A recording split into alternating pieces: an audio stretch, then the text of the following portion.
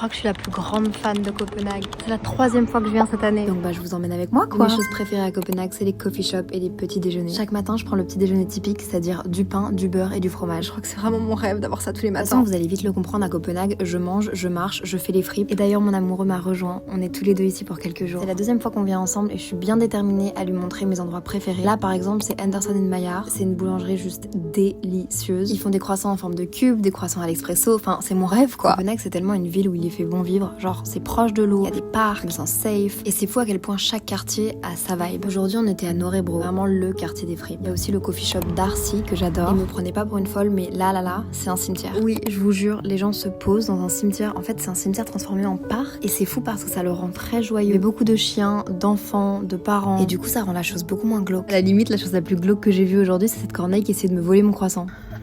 Je suis en train de me faire harceler par un corbeau qui veut me voler mon croissant depuis tout à l'heure. Et je vois un autre soleil. Dès que je me retourne, il s'avance. Il a un nappage à l'espresso. Go away. C'est tellement bon. À tous les coups, vous pouvez avoir un sein. Oui, j'adresse le truc.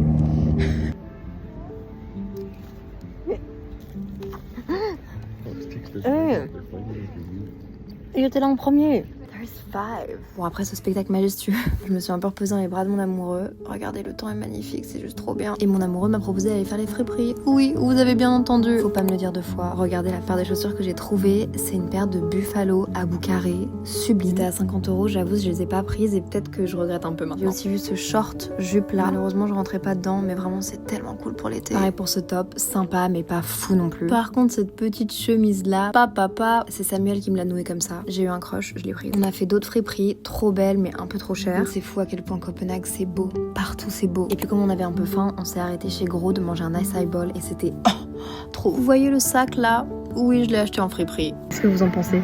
Je l'aime de tout mon cœur. Je le trouve tellement beau. Il est en Suède. C'est du vintage, of course. C'est tellement Copenhague que je pourrais m'y voir ici. Regardez-moi ce temps. Les oiseaux chantent, les gens sont heureux. Les coffee shops sont trop beaux. Honnêtement, dès qu'il y a de l'eau dans une ville, elle gagne 100 points d'aura. Et franchement, je peux mourir pour ça. On a fini la journée par aller dans le quartier de Frederiksstaden pour aller chercher une pizza. Il y avait beaucoup trop de monde où on voulait aller, mais on a trouvé une autre pizzeria, puis on s'est posé au parc juste à côté. Voilà quoi, je suis trop heureuse. Ouais, je suis trop heureuse. Bah oui, je veux vivre ici.